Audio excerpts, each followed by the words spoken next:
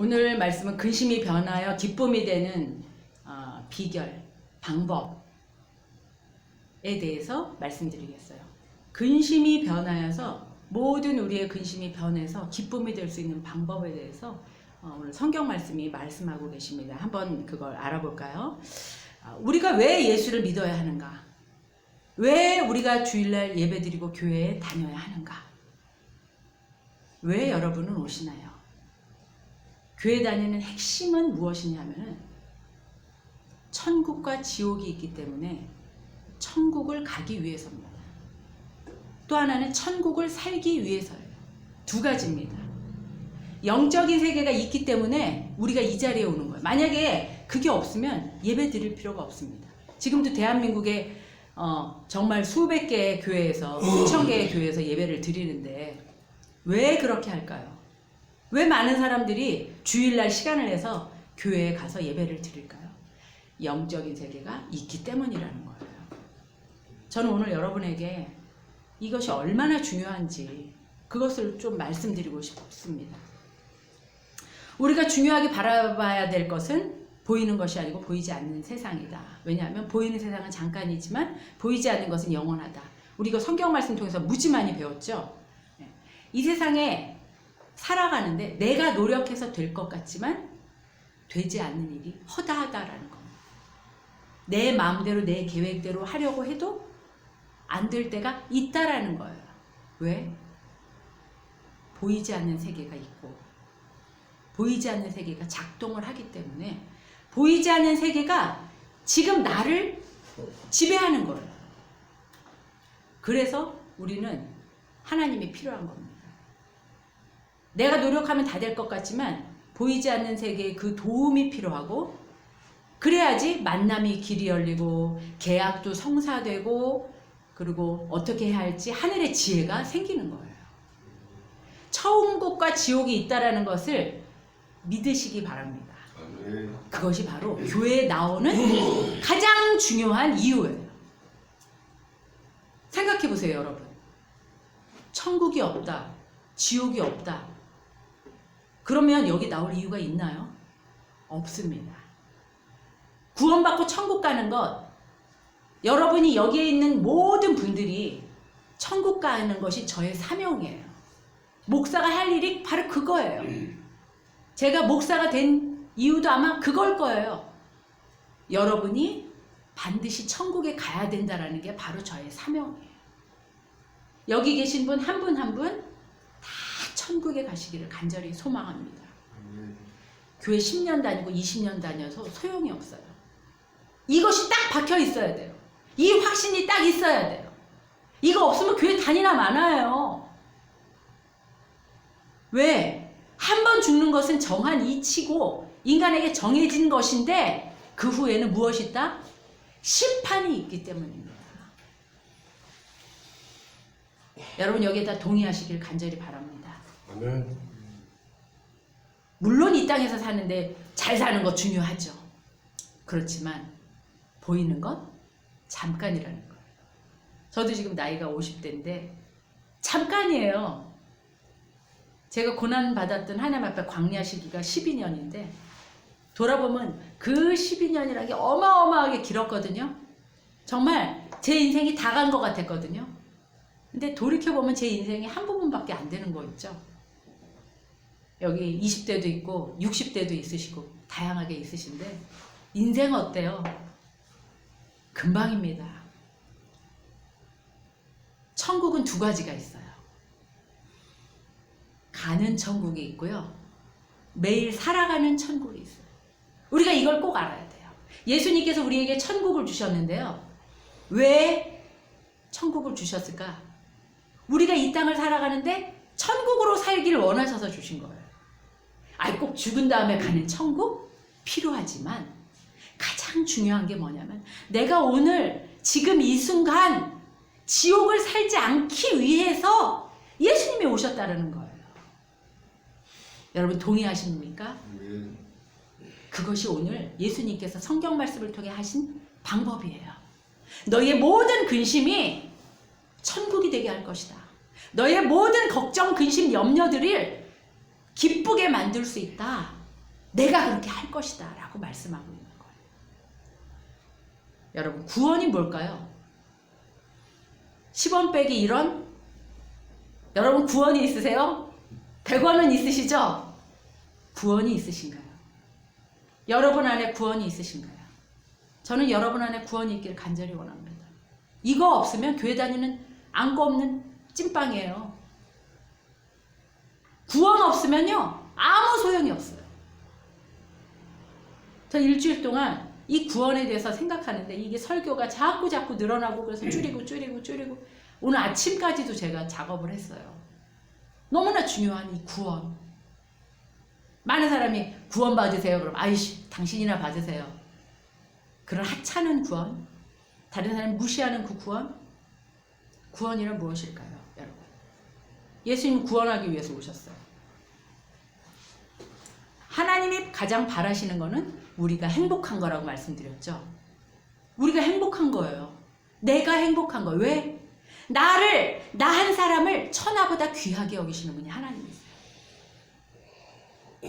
어제 제가 도서관에서 쭉 내려오는데 도서관에 그 벚나무들이 쫙 이렇게 양쪽에 있고 거기 벤치들이 곳곳에 있어요. 근데 남자 청년 2명이서 앉아갖고 둘이서 이게 힙합 모자를 쓰고 그 21세기 옷차림을 하고 거기 앉아 있는데 이렇게 보니까 걔네들이 너무 예쁜 거예요. 인간이 가장 예쁘더라고요. 사람처럼 소중한 게 없더라고요. 이 세상에 사람처럼 소중한 게 없어요. 여기 우리 그 미술학원 하는 청년도 있지만 사람처럼 소중한 게 없어요. 돈보다 어떤 것보다 값어치 있는 게 사람이거든요. 왜? 그 안에 영원한 생명이 있기 때문에. 그 안에 영혼이 있기 때문에. 그 영혼은 죽지 않아요. 천사와 같은 영적인 권위가 있는 존재예요. 사람은 죽어도 죽지 않는 존재예요. 그래서 하나님께서 우리를 창조된 원래 모습대로 만드시기 위해서 이 땅에 오셨어요. 구원하기 위해서 오셨어요. 두려움에서 구원하기를 원하시고요. 우울하고 좌절한 그 모습을 구원하기 원하세요. 여러분의 삶 속에 우울함 있잖아요. 좌절함 있잖아요. 그걸 구원하는 게 바로 천국이라는 거예요. 그걸 구원하는 게 예수 그리스도가 오신 이유라는 겁니다. 죄로 얼룩지고 삐뚤어진, 상처로 얼룩진, 상처로 삐뚤어진 내 마음, 내 영혼, 내 삶을 구원하기 위해서 오신 분이 예수 그리스도세요. 이번 주에 무슨 일이 있었냐면 소방 경찰한테 전화를 받고 제가 뛰어왔어요. 경찰은요, 소방 경찰도 무섭더라고요. 전화를 딱 받았는데 저 소방 경찰입니다. 어떤 분들은 저 강력계 형사입니다. 막 이러고 오시는 분들이 계세요. 아우 너무너무 놀랐거든요. 왜 그러냐면은 그 방화문이 이제 고시텔 출입문이 방화문이어서 그게 꼭 닫혀 있어야 되는데 그거 이제 환기시킨다고 이렇게 받쳐놓고 열어놓은 거예요. 소화기로 이렇게 무거운 걸로 받쳐놓고 문을 열어놨는데 파파라치들이 와가지고 사진을 찍어서 갖고 간 거예요. 그 경찰에 신고한 거예요. 그러면 파파라치 한 건당 사진 한 건당 5만 원을 버는 거예요. 그러니까 이 청년들이 그냥 그런 사람들이 얼마나 많겠어요. 방화문 이렇게 열어놓고 더우니까 환기시키는 분들 그거 한 건 해갖고 다 막 20건 30건 찍어갖고 보내는 거예요. 1시간 동안 막 수도 없이 파파라치들이 사진 찍는 거예요. 그래갖고 경찰이 전화가 와갖고 달려왔어요. 근데 경찰 전화를 받고 얼만큼 걸리시나요? 얼마 오실 수 있는 게 얼마인 건데 제가 거기서부터 여기까지 오는 동안 마음이 어땠겠어요? 깜짝 놀란 거예요. 그 오면서 어떻게 했을까요, 제가? 기도했지 않겠습니까? 하나님, 저 무서워요. 하나님 도와주세요. 하나님, 저 어떻게 해야 될지 몰라요. 도대체 이게 무슨 일이랍니까? 저는 이게 무슨 자초지정을 그때는 몰랐으니까 경찰이 빨리 오라고 하니까 하나님, 이게 무슨 일이에요? 너무 무섭습니다. 도와주세요. 그래서 경찰을 만났는데 경찰이랑 이제 저희 교회에 내려와갖고 이렇게 하면서 이제 목사님 부부신가요? 이렇게 얘기가 나오면서 그러면 저희는 믿습니다. 이거를 다른 개폐 장치가 있대요. 그 개폐 장치를 달면 문을 열어놔도 괜찮아요. 왜냐하면 소방벨이 사이렌이 불이 나면 이 문이 저절로 탁 닫히는 장치인 거예요. 그래서 그 장치만 부착해 주시면 되고요. 이게 청소 안 하고 환기했다고 그 파파라치한테 얘기하면 되니까 그렇게 해드리겠습니다. 그리고 저한테 명함을 주고 갔거든요. 근데 그런 순간이 그분이 이제 정중하게 가고 우리 부산에서 갖고 온 맛있는 빵 있잖아요. 그걸 그 두 분 형사님들께 제가 드렸어요. 그랬더니 딴 거는 안 받으시더라고요. 요즘에는 공무원들이 뇌물 조금만 받으면 큰일 나서 아무것도 안 받아요. 근데 부산에서 온 맛있는 빵이라고 정말 맛있다고 그랬더니 그거는 갖고 가셨거든요. 거기 소화기 비치면 절대로 안 되겠네요. 위험한 순간에, 네 맞아요. 위험한 순간에 하나님 손을 잡고 가는 게 천국이에요. 위험한 순간에 구원을 해줄 수 있는 게 예수 그리스도예요. 그 해결되는 과정, 그 도우심을 경험해 본 사람만 알아요. 하나님이 해주셨구나. 끝나면 알아요. 하나님이 해주셨구나. 그리고 또 그 업체를 또 선정하는 문제. 어떤 사람이 이제 전화를 쭉 하는데 120만 원을 달라요. 그 소방 기계 설치하는데. 폐쇄장치 닫는데. 어떤 사람은 100만 원. 어떤 사람은 60만 원. 하나님 도와주세요. 아는 사람이 없어요. 믿을 만한 사람이 없어요. 근데 어떤 연락처에 제 저장이 돼 있더라고요. 제 핸드폰에 연락했더니 좋은 청년, 좋은 사람인 거예요. 마음이. 다른 이 말투만 들으면 알잖아요. 사람이. 근데 이분이 35만 원에 해주셨잖아요. 그래서 다 하면서 네 안녕히 가세요. 감사합니다. 좋게 행복하게 편하게 존중해 주면서 하나님께서 인도해 주시는 걸 느끼는 걸요. 이게 바로 구원이에요. 날 두려움에서 건져준 게 구원이에요. 날 사랑해서 나와 함께하고 날 도와주는 게 구원이라고요. 이 구원이 우리에게 있어야 되지 않겠습니까? 많은 사람들은 착각해요. 죽어서 가는 구원만 구원이라고 생각해요. 아니요. 그거 중요해요. 그렇지만 이 땅을 사랑할 때 정말 필요한 것이 구원이라는 거예요. 예수 그리스도 하나님의 은혜라는 겁니다. 그 천국의 기쁨이 날마다 매일매일 여러분이 처한 그곳에서 있으시기를 간절히 축원합니다. 그렇게 되기를 간절히 원합니다. 여러분 한 사람 한 사람한테 구원이 임하기를 간절히 원합니다. 아멘. 그것이 바로 예수 믿는 이유예요. 그거 소용없어요. 안 하면 소용없어요. 교회 다니는 이유가 뭐예요? 그 구원을 내 것으로 만들어서 살아가는 거. 하나님과 동행하며 살아가는 거. 그것이 바로 교회 다니는 이유 아니겠습니까? 집에서 편하게 잠자지. 안 그래요? 집에서 편한 옷 입고 편하게 누워있지. 뭐 타러 버스 타고 전철 타고 여기까지 와요. 왜 힘든 옷을 입고 화장을 하고 여기 와요? 이유가 무엇일까요? 구원을 우리가 소망하기 때문에.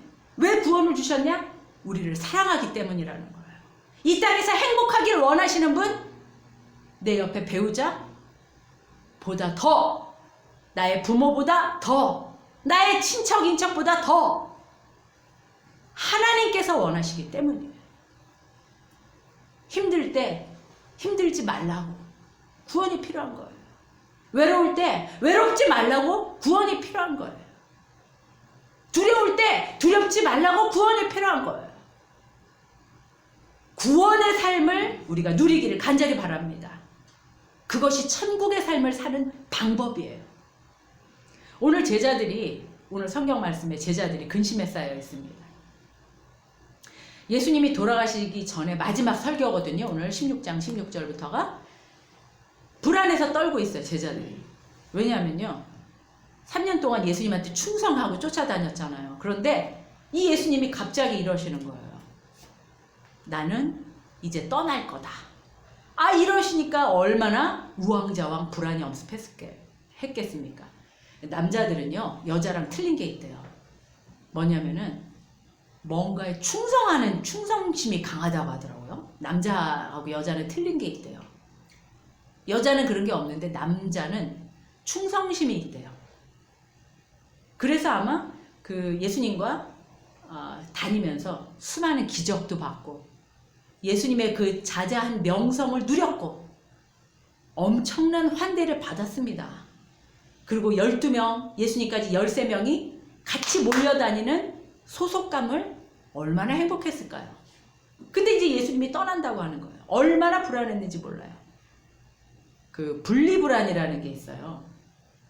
이게 뭐냐면 애기들이 어린이집에 갈 때 빠이빠이 엄마 갔다 올게. 그럼 애기들이 막 울고 불고 난리가 납니다. 왜? 엄마가 사라지면 엄마가 없어질까 봐 두려워서 우는 거. 이게 바로 분리불안이거든요. 여러분 분리불안이 혹시 있으시지 않나요? 여러분은 어떠신가요? 저는요 참 버려질까 봐 두려움이 참 많았어요. 왕따 당할까 봐 거절당할까 봐 두려움이 참 많았어요. 그리고 배신에 대한 두려움도 또 엄청 커요. 망할까 봐. 내 인생 망하면 어떡하지? 내가 하는 일 실패하면 어떡하지? 두려움이 참 많았어요. 그런데 예수님이 뭐라고 하시냐면 괜찮다라고 하시는 거예요. 괜찮다. 너 근심이 기쁨이 될 날이 온다. 기다려라. 16장 20절 다 같이 한번 읽어볼까요? 시작. 내가 진정으로 너희에게 말한다. 너희는 울며 애통하겠으나 세상은 기뻐할 것이다. 그러나 너희가 근심에 쌓여도 그 근심이 기쁨으로 변할 것이다. 아멘.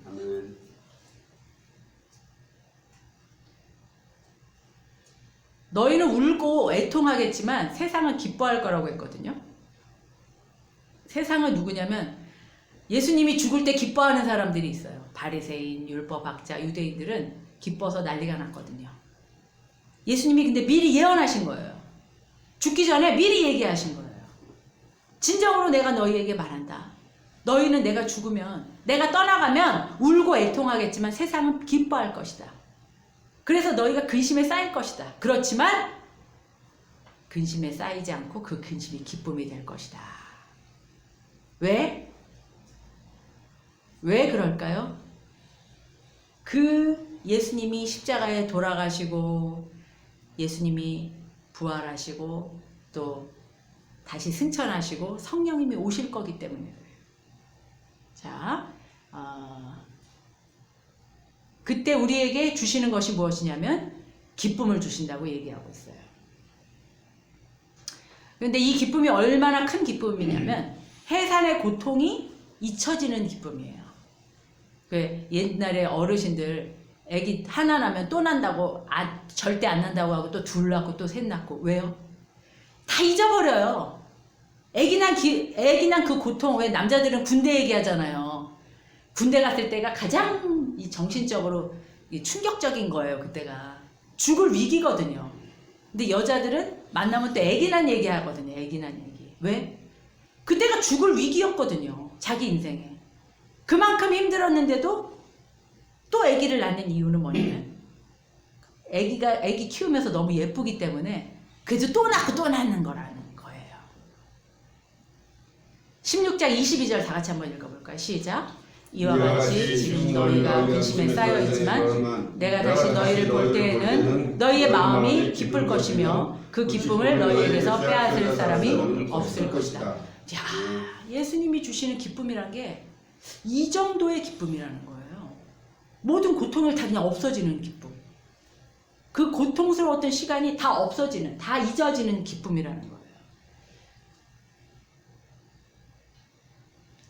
여러분에게 하나도 안 바뀌는 그것이 환경이 있습니까? 그 고통이 너무 커가지고 너무너무 고통스러운 것이 있습니까? 근데 그것이 기쁨으로 가득 차게 되면요 다 잊어진다라는 거예요. 어떻게 하면 기쁨이 천국이 될 수 있을까? 오늘 두 가지 말씀 나누겠습니다. 첫 번째는요, 조금 있으면 주실 은혜를 기다려야 된다라는 거예요. 욥기 23장 10절에 보면 뭐라고 얘기하냐면, 나의 가는 길을 오직 그가 아시나니 나를 단련하신 후에는 정금같이 되리라.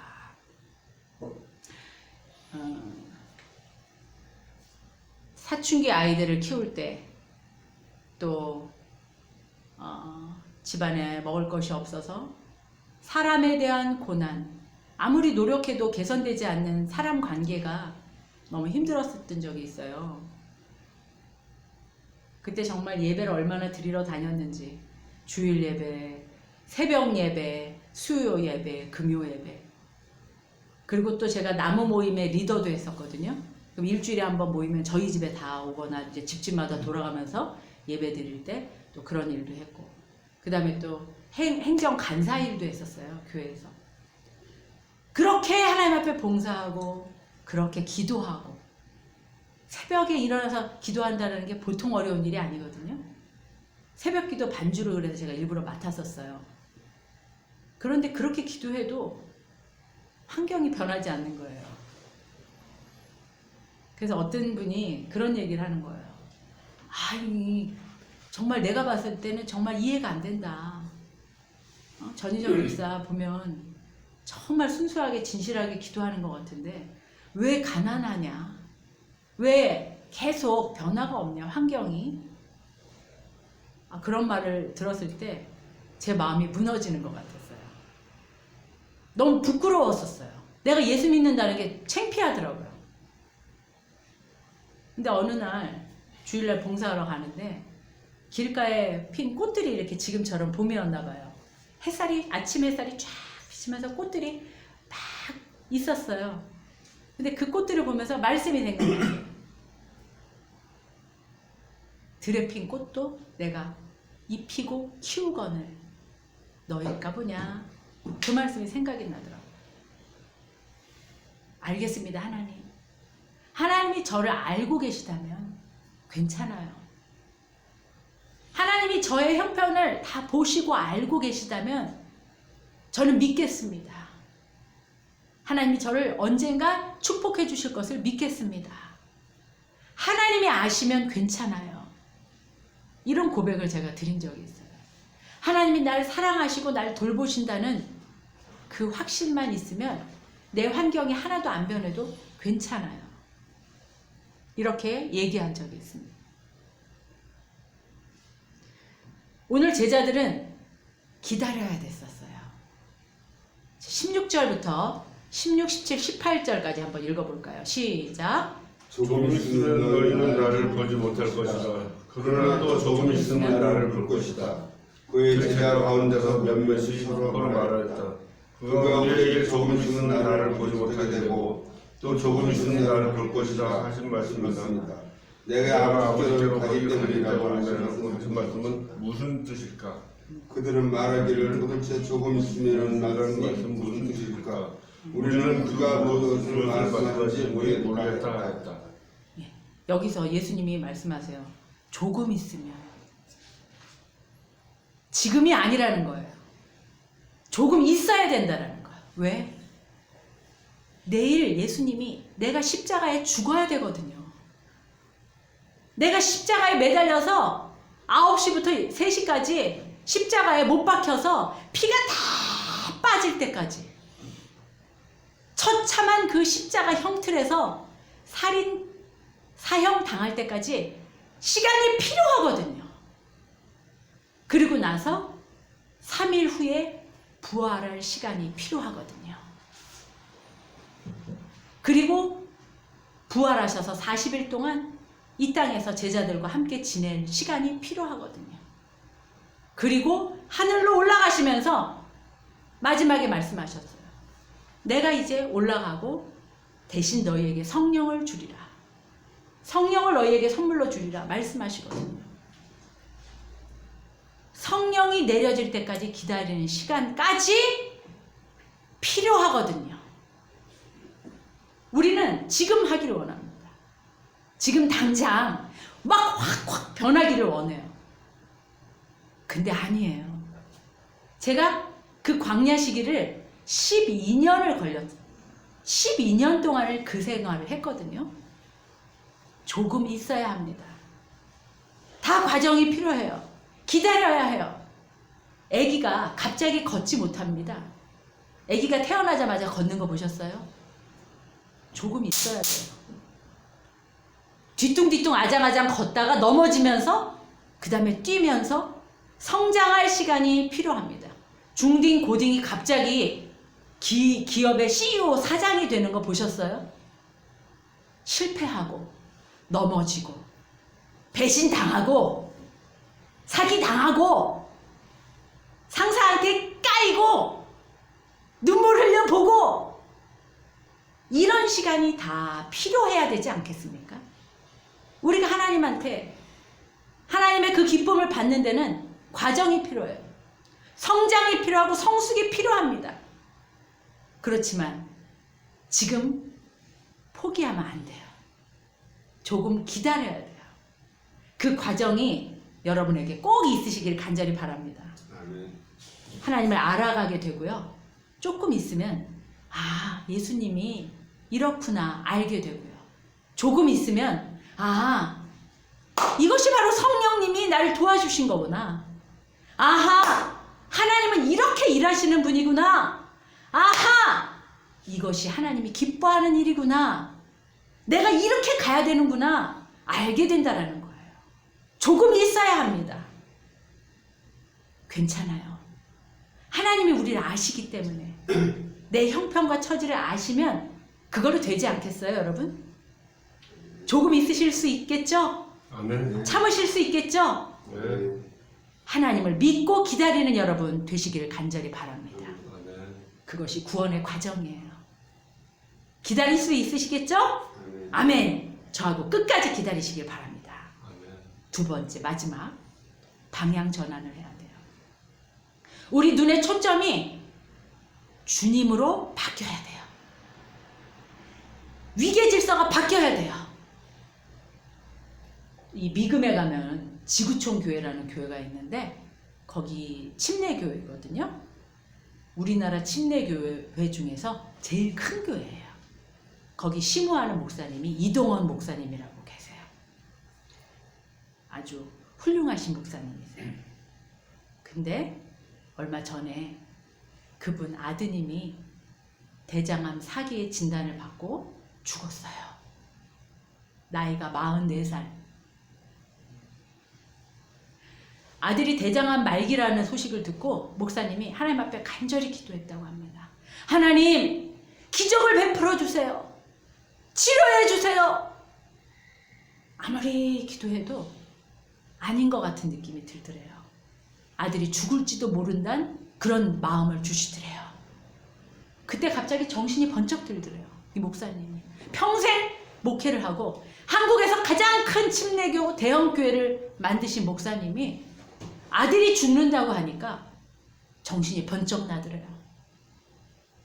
죽을지도 모른다고? 내 아들이? 순식간에 생각나는 게 뭐냐면은 내 아들이 하나님과의 관계가 어떨까? 그게 걱정이 딱 되더래요. 내가 평생 우리 아들 로스쿨에 1등으로 합격을 했을 때 그때 얼마나 기뻐했고 우리 교인 중에 아이비리그 입학했다고 해서 크게 박수를 치고 축복해주고 잘 됐다고 했는데 내가 큰 교회 담임이 되고 명성이 이렇게 컸을 때 기뻤는데 내 아들이 죽게 생겼는데 그것들이 다 무슨 소용이 있는가? 하나님 앞에 가기 전에 그 로스쿨 1등한 게 뭐가 소용이 있는가? 죽음의 문턱 앞에서 참 생명을 주는 하나님, 그 생명을 얻어야 되겠다는 생각이 들더래요. 그래서 아들한테 전화했대요. 아들아, 너 하나님하고 관계는 어떠니? 그랬더니 아들이 아빠 걱정하지 마세요. 저 지금 하나님께만 집중해서 기도하고 있어요. 그리고 얼마 후에 아들이 죽었다고 합니다. 아들의 장례를 치르면서 이 목사님이 마음에 평안하셨대요. 그렇게 슬프지는 않았대요. 물론 이 세상에 내 아들이 나보다 먼저 자식이 죽는 게 얼마나 슬픈 일이겠어요. 얼마나 허망하겠어요. 그런데 거기서 내 아들이 죽었지만 하늘나라에 갔다라는 확신이 들자 기뻤다는 겁니다. 여러분, 얼마 전에 그 터널 안에서 부부가 저기 운전하다가 뒤에서 온 차가 박아갖고 사망한 사고가 있었어요. 운전이란 게요, 내가 잘해서 되는 게 아니더라고요. 난 안전운전 하고 있는데 뒷차가 와갖고 들이박은 거예요. 그 터널 안에 이제 차들이 밀려갖고 급정거를 하는데 뒷차가 못 본 거예요. 순간적으로 못 보고 그냥 들이받은 거예요. 순식간에 그냥 죽어버렸대요. 저는 얼마 전에 강수연이 사망한 거 보고 깜짝 놀랐거든요. 강수연이 제 또래예요. 영화배우 강수연 아세요? 혹시 여기 청년들 아세요? 강수연이 영화배우 강수연. 근데 그분이 죽은 걸 보면서 야, 많은 사람들도 그랬을 거예요. 야, 우리나라 최고의 여자 배우고 뭐 세계적인 상을 얼마나 많이 받고 그랬던 배우잖아요. 결혼도 안 하고 평생 살았던 분인데 한순간에 죽어버리면 무슨 소용이 있습니까?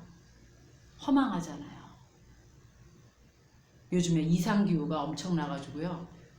인도에서는요, 50년 만에 폭염이 돼가지고 막 엄청 더워갖고 사람들이 막 죽어가고, 독일에서는, 파키스탄하고 독일에서는 홍수가 나가지고 사람이 뭐 120명이 죽었다고 하고 난리가 났더라고요.